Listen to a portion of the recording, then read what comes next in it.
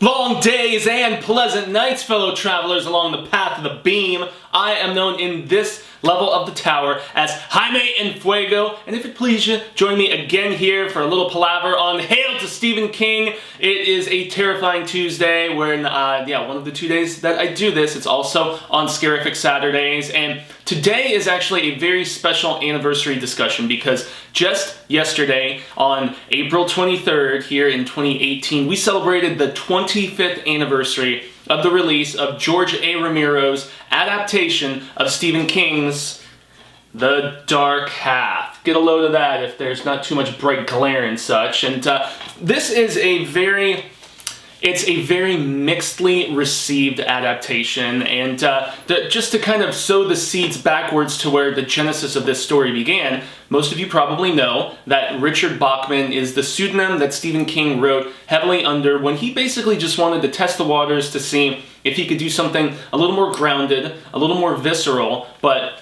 he kind of goes for the jugular in a lot of those Bachman stories, especially Rage, but also in, like Road Work, for instance, Thinner being another one, and Thinner being the one where things finally unraveled, and I guess there was a overly zealous fan, just kind of researcher of sorts, who was positive that Bachman was a fraud and that Stephen King was in fact the one writing these. So he went to the Library of Congress, he did some research, and yes, lo and behold, it was found out by the general public that Stephen King was in fact Richard Bachman, and all of those books were eventually re-released as Stephen King writing as Richard Bachman, so you got to see The Running Man and all of the aforementioned books that I just mentioned eventually being collected in a very cool tome called The Bachman Books, and then obviously, Thinner came out, and then years and years and years later, you had Blaze, which was the lost Bachman book, and also The Regulators, which was a weird twin piece to Desperation, as many of you know as well. Shout out to Rob, who loves him some The Regulators. What's up, Rubber Soul? But, so,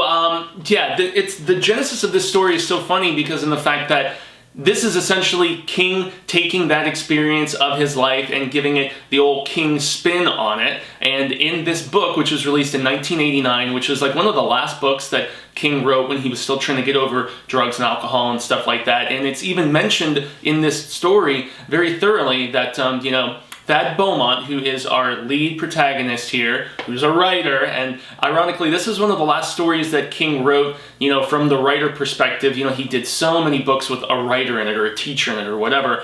In the early 90s, he would pretty much abandon this through, the Gerald's Games, and The Needful Things, and Dolores Claiborne's, and Insomnia, and stuff like that. He wouldn't actually return to writing about a writer, and yet he was an ensemble person in Desperation, the dude on the motorcycle, who's even on the book tour and whatnot. But so lo and behold, this was the last time King would really put that much of himself into a story, and this is heavily autobiographical in the fact that, so there is this writer named Thad, who I mentioned, and he writes like his more serious, like dramatic think piece, whatever you want to classify them as, but he actually has much more success writing under a pseudonym by the name of George Stark. And Stark's stuff is like these violent, just like crime, mystery, thriller type things, where, there's scenes of this guy, I'm trying to remember his name, it's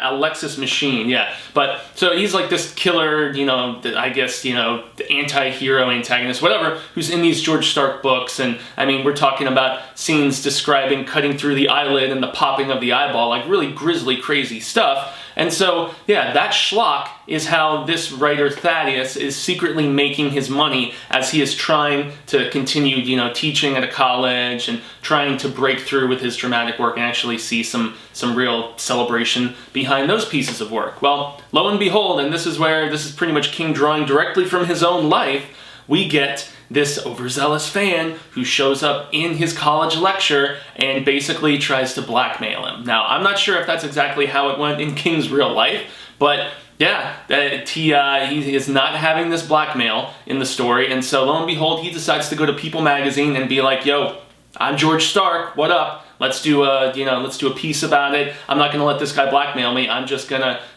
oust myself and see what the general public thinks. And that's really the initial basis for this story. And it's funny because this, as far as film adaptations go, this is not going to be me giving like a heavy critique of the book, because it's been quite a few years since I've read the book. I recall this being a very faithful adaptation for the most part, as far as like George A. Romero, who adapted the book for screen, so he wrote the screenplay and he directed it, and him and King had been good buddies, you know, for quite a while, you know, working on Creepshow together, obviously, and he had adapted some other King stuff here and there, you know, for a few anthologies and whatnot. But yeah, so King obviously felt that his story was in good hands. If I remember, they kind of altered the ordering of a few reveals, like, you know, the Siamese twin thing and whatnot, but we'll get into that. But so the film, you know, didn't actually get released until 1993, despite the fact that it went in production in, I believe it was October of 1990. So, I mean, we're talking like just a year after the book had come out in '89,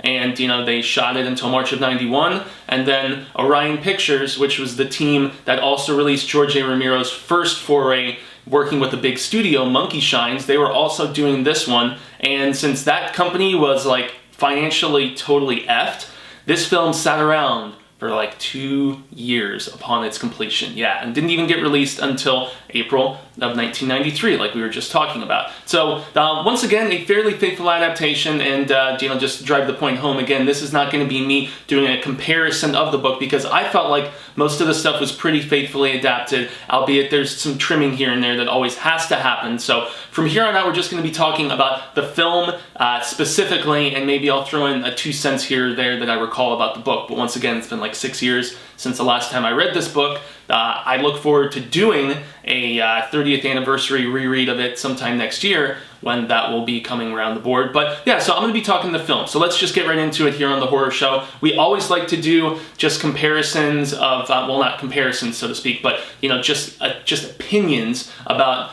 overall impressions, about acting, about story, about, you know, cinematography and visual effects, and then music and sound and stuff like that. So overall impressions, I know that this was a film that received very, very mixed reviews upon its release. Like, you know, Roger Ebert kind of tore it apart and said that things weren't explained very well, which was a valid thing that I can kind of agree with to some degree.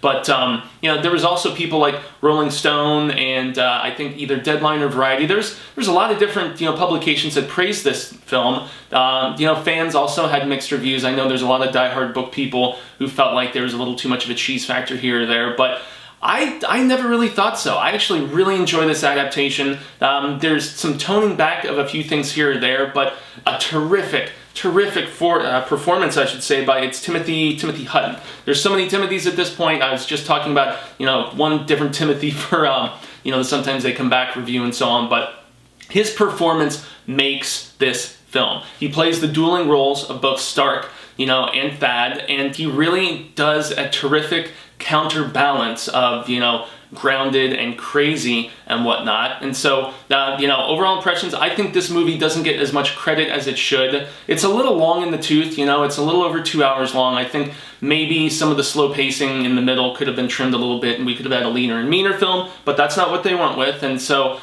you know, I think some of the effects are good. I mean, overall, I think this movie doesn't get the credit that it deserves. It's kind of one of those forgotten King things, but remember, it was also on the cusp of where Romero was kind of going to be forgotten for a while. He didn't direct another movie till Bruiser in 2000, and, you know, King was kind of at that waning stage where his books were still selling very well, but as far as just the, I guess, box office appeal and the juggernaut that he had become in the 80s, it was kind of starting to fade a little bit, honestly. And all the diehard constant readers and viewers like me, you know, can admit to that. I think that, you know, in the 90s, King didn't so much have a lull in his diehards, you know, attention and love and affection, but he definitely did as far as the mainstream attention goes. If we're going to get into the story, once again, you know, this guy is being blackmailed, and he basically goes and has a mock funeral for this George Stark guy, and then all of a sudden, some murders start taking place, and it's like kind of a one by one of all the people who are tied in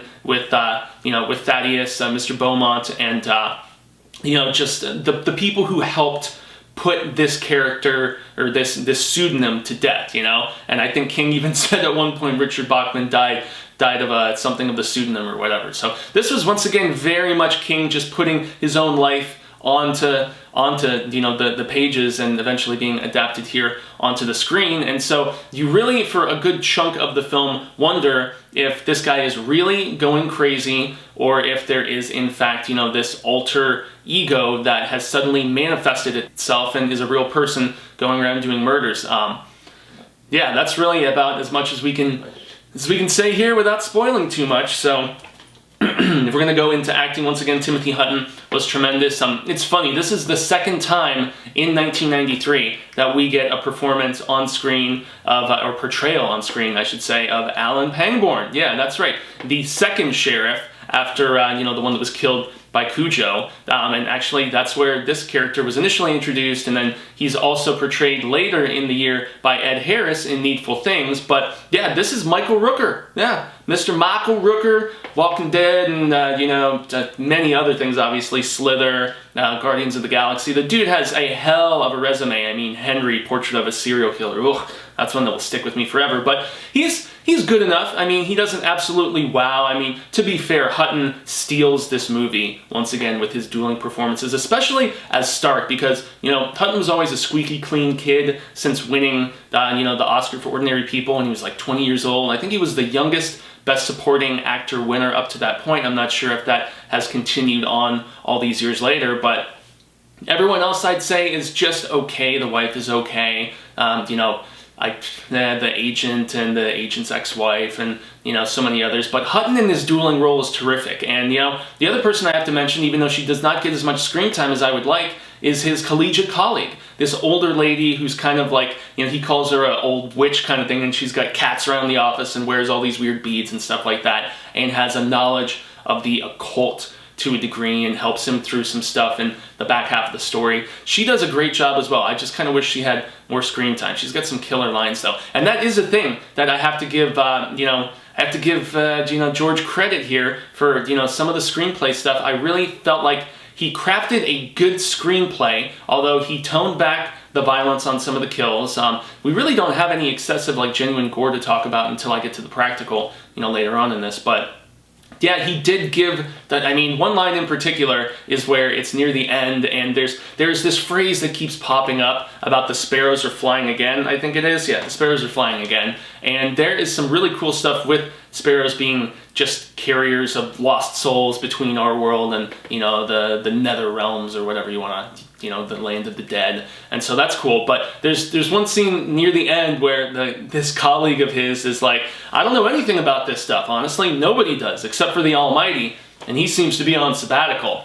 And that is a line that's always stuck with me. I think I even recorded it for a song with one of my first bands in my 20s. I was like, about the Almighty being on sabbatical. I thought that was pretty damn cool. And so there's also another line where the Stark character is threatening Beaumont, and he says, I will kill you like no man has ever been killed before. And I'm like, damn, that is harsh as hell. That is so cool. And so, yeah, I mean, especially with the Stark character, having his origins in Mississippi and, just having that southern drawl and whatnot, but sounding so menacing, and, Thaddeus being from Ludlow, which is a cool tie-in, and then obviously Pangborn coming, from Castle Rock down to, it's all of it in the expanded King verse. It is just really cool the way we have all the intertwinements and stuff like that. So yeah, good performances, great story, even though some stuff had to be violently toned back, and also just a little slow moving here and there. But once again, I love the ideas of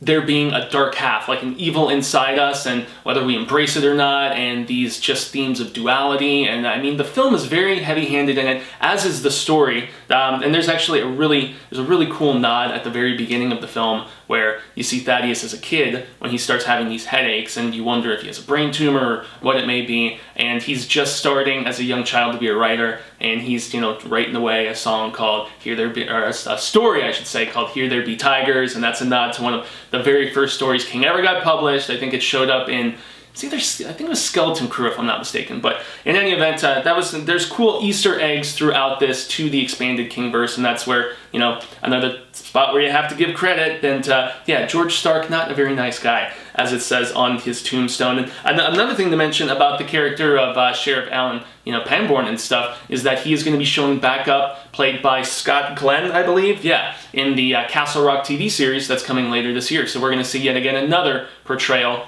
of that character. So yeah, let's make sure that there isn't, you know, let's talk at least briefly about the fact that this movie didn't perform the way that they wanted it to.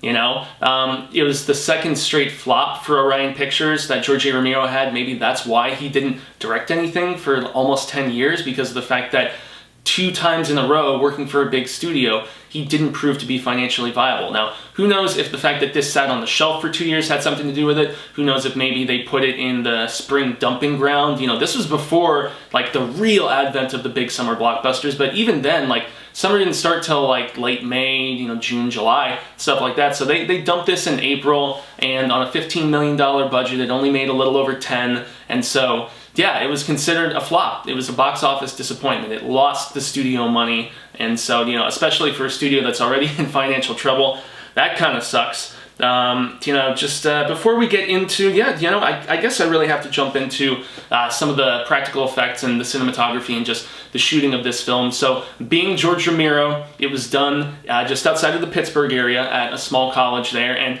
even, I guess it doubles well enough for Maine. I'm sure people who are a little bit more familiar with, you know, just the areas back east might see a difference, but for me it was very serviceable for just the rural little town where, you know, a town of Ludlow, and then also the stuff that we see in what's, you know, supposedly Bangor and Castle Rock and whatnot, but Bangor being a real city, at least, or town at that time perhaps. But yeah, so I mean, it is very beautifully shot, and the practical effects on Stark as he starts to, because just minor spoiler, I know it's a 25-year-old film, you do see a manifestation of Stark, and I guess for a lot of the film, once again, you wonder if it's really, you know, Hutton's character of Beaumont going into like these weird trip outs and whatnot and actually committing these crimes himself, or if it is a genuine other entity that's manifested itself somehow after the proverbial burial. And you do find out one way or the other eventually, but there is an essence of decomposition to the Stark character's figure,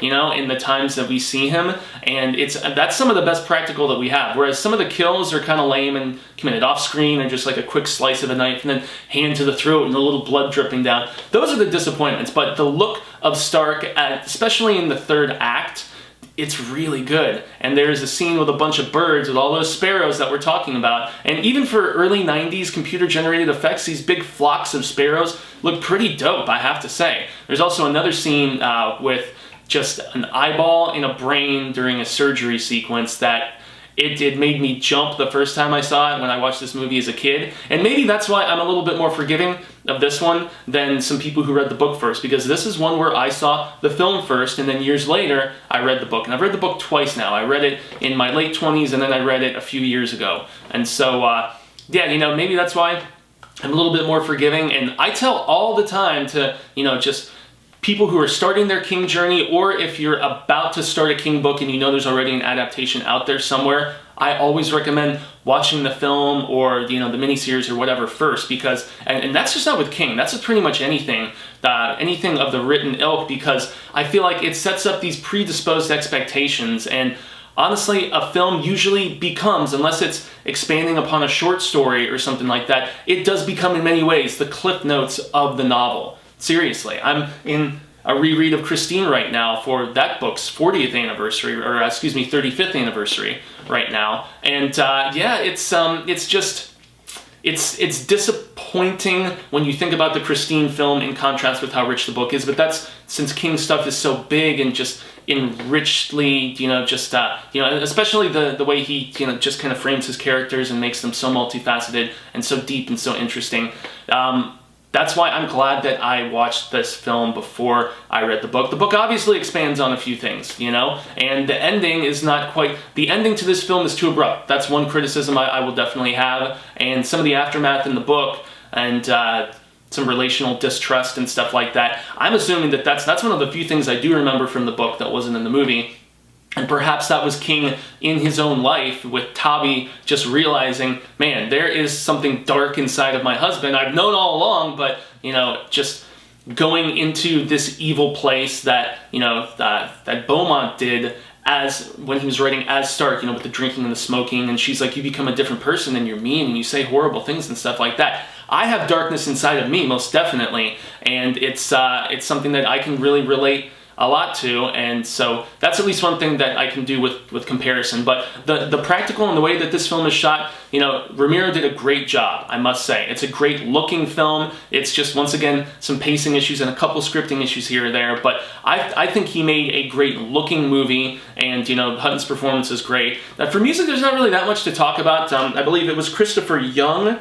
Yeah, Kristopher Young who scored this, and he did stuff like the first two Hellraiser movies. He did the second Freddy Krueger film. Lots of genre work, you know, and his score is haunting enough, you know, with some of the gothic choir bits here and there, and, you know, stuff of that nature. But there is a use and reuse of Are You Lonesome Tonight, sung by Elvis Presley, but they throw it through all kinds of wonky, like, you know, processing and like effectsy kind of just reverb and echo and stuff like that, and they make it super, super, super creepy. And I honestly love when films do stuff like this, where they take a romantic song or a song that, if placed in a different context, suddenly becomes creepy, and it pops up at various points in this film, and it's always used effectively, in my opinion. Very, very much so. And so that's I guess where I can sum all of this up, is that I feel like the themes and Hutton's performance and some of the practical, once we got to it, I like a lot of what this film was trying to do. Is it one of my absolute favorite Stephen King adaptations or novels? No, but it's one that I feel like was done genuinely and by the heart and with love and respect by George Romero, and that's why I recommend people to watch it. It's a very interesting analysis on the whole Jekyll and Hyde approach, and just, you know, once again, like borderline schizophrenia, and whether or not we embrace the darkness within us, especially for the purposes of creativity, or for like purging, you know, negativity that dwells within us and stuff like that. And it's funny how, you know, that, you know, Beaumont says it many times in both the novel and in the film about how he envied George Stark, and he created this alter ego because of the fact that it was almost like the way he wanted to be, but just knew he couldn't be 24/7. It was like, I don't know, it wasn't completely his dark side. It was like just the macho, always knowing the right thing to say, just, you know, very strong and confident person, that with the vulnerability he displays throughout both the book and the film, that, you know, he kind of wishes he could be to some degree. So there you have it, peeps. That is my thoughts here on the 25th anniversary of The Dark Half. That's right, I've got the DVD, and I don't know if they've ever done a high definition release of this or not. This is bare bones though. It doesn't have any bonuses or anything like that. It's one that the Arrows and the Scream Factories, and they haven't got around to doing one of those, which is why I say that in many ways it's one of the forgotten King adaptations for me, just based on the fact that it came on the tail end of where he was just so mainstream and being so supremely celebrated. And I feel like those who were very critical of it did so rather needlessly. And yeah, also, if you have never seen it before, definitely give it a shot. So, I have been Jaime and Fuego. You can find me on all social media sectors, Twitter, Instagram, Facebook, here on the YouTubes, just at Jaime and Fuego, just like you see it spelled below. Make sure that if you have not rang our bell here on The Horror Show, please do so. Like, share, subscribe. If you do share this video, make sure that you do it with the #Tizzle. That's right, hail to Stephen King. Also, just like you see spelled below, y'all. And yes, once again, I do this show every Tuesday and every Saturday. This Saturday, as a reminder, we are doing our monthly live stream for Hail to Stephen King. Now, I haven't done one since we did the, back in March, early March actually, when we did the Stephen King Oscars and we had the voting and everything, but this is the tail end of the new book club that I mentioned at the beginning of April. So I started rereading Christine at the beginning of the month, and I said that at the end of the month, on the final Saturday of the month, I was going to do a live book club discussion for anybody who is in the midst of reading this or anybody who followed along with me this past month. And I'm going to try to keep like more reminders going through my personal social media to you guys next month when we start a new book for the month of May, which just might be Pet Cemetery, eh? Yes, I think it's going to be. But